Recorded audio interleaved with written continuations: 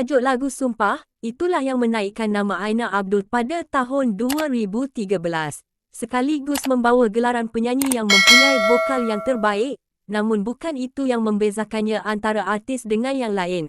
Aina Abdul sering tampil dengan imej pelik dan unik dalam setiap persembahan dan video muziknya. Aina Abdul mengakui dia banyak menerima kritikan mengenai fashion yang digayakannya, tidak kira ringkas atau formal. Namun begitu, bagi Aina dia memang sengaja memilih fashion pelik atau eksentrik kerana ingin tampil dengan lebih menarik. Katanya lagi, faktor penarik dalam karirnya iaitu fashion yang unik. Ujarnya lagi, ketika dia mula-mula memasuki dunia hiburan, dia kurang mendapat perhatian jika berketerampilan seperti orang biasa. Kebanyakan penonton zaman sekarang, hampir 99%, gemar melihat fashion berbanding bakat nyanyian. Rata-rata ramai netizen ikut terkejut dan ada yang teruja melihat penampilan selebriti yang mempunyai vokal yang merdu.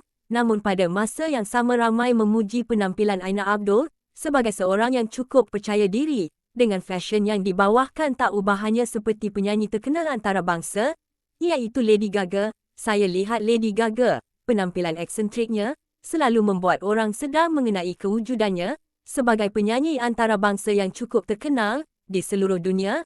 Jadi saya menciptakan penampilan seumpama yang sesuai dengan tema dan lagu yang dinyanyikan, ujarnya. Namun begitu, Aina menolak dakwaan bahawa dia ingin mencari publisiti murahan dengan berpakaian lain dari yang lain, namun hanya mengharapkan kelainan dan keunikan dalam sesuatu penampilan untuk tatapan peminat. Saya terkejut dengan maklum balas orang ramai. Saya tak sangka netizen akan mengecam saya dari segi saiz baju dan cara penampilan saya. Saya sebenarnya masih orang biasa dan cukup menghormati para peminat dan rakan artis. Saya sedar dan akuinya ramai yang mengkritik mengenai fashion yang sering kali saya gayakan. Kadang ramai yang mempeli serta berkata tidak baik. Namun jauh sekali berkecil hati, Aina memberitahu bahawa dia tidak pernah mengambil kisah mengenai kata-kata tidak baik yang dilemparkan netizen dan hanya menganggapnya seperti angin lalu.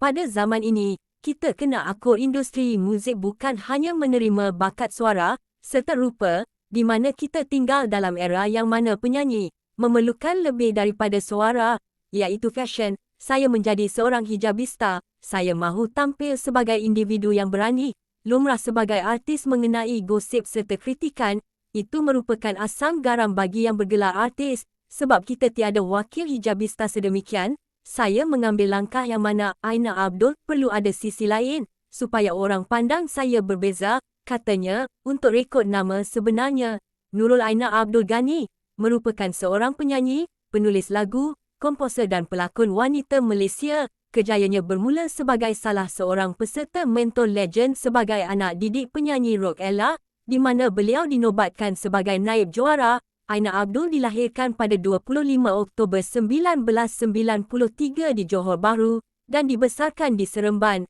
Aina memulakan kerjaya muziknya sebagai penyanyi di restoran. Beliau kemudian terpilih sebagai salah seorang finalis pertandingan Irama 1 Malaysia, Anjuran Radio Televisyen Malaysia, RTM pada 2010. Beliau kemudian memenangi tempat kedua Bintang Idola Berita Harian 2011 dan pada tahun berikutnya, beliau memenangi tempat pertama di Golden Voices of PJ pada tahun 2014. Aina terpilih sebagai salah seorang peserta rancangan Mentor Legend. Beliau berjaya dinobatkan sebagai naib juara. Single pertamanya, Ini Yang Kau Mahu, dan sumpah hasil ciptaannya sendiri. Aina ialah finalis anugerah juara lagu ke-34 dengan menyanyikan lagunya sendiri bertajuk Sumpah pada tahun 2020. Aina menjadi salah seorang peserta The Masked Singer Malaysia dengan menggayakan kostum bunga raya, bunga kebangsaan Malaysia dan berjaya merangkul gelaran juara.